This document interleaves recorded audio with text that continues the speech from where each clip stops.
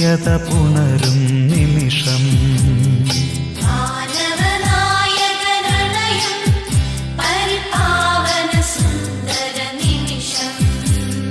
നിർവൃതി പകരും നിമിഷം, ഇതു നിത്യത പുണരും നിമിഷം.